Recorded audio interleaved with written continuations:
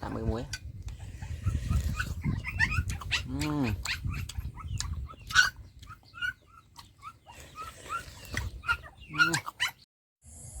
Em snai một đây ngày đã trùng kẹp cho cua con là cua ấy mà cua này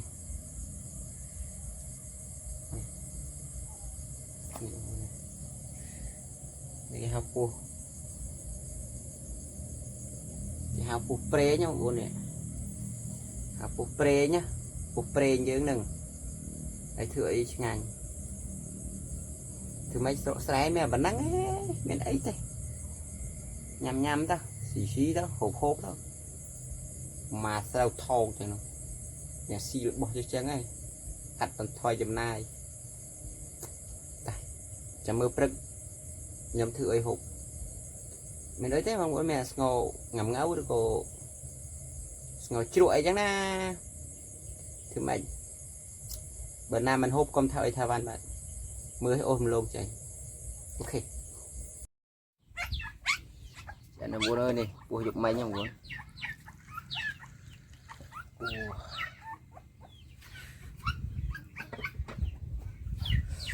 anh nào mua dục máy nó này mua dục máy nha vậy nào tìm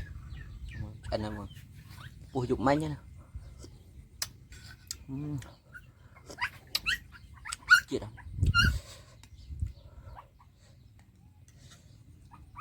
anh hơi anh ấy bùi dụng manh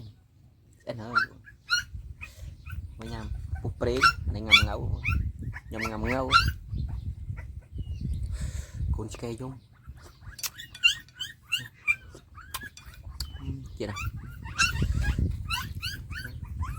30 muối.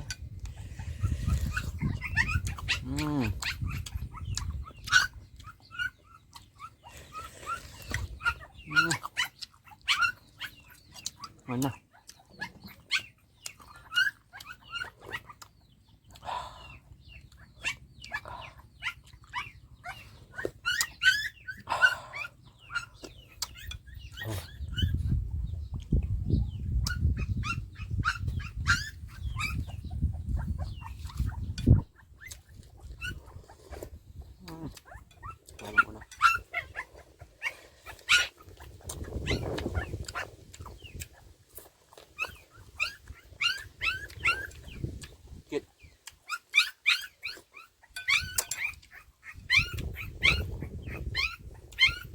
Nè đánh nè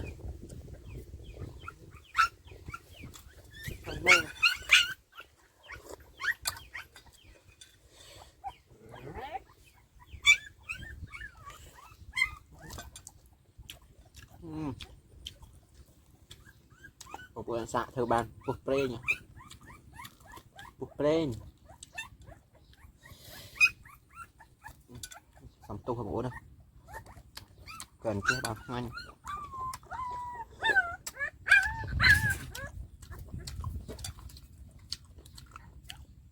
bột pre nhỉ bột pre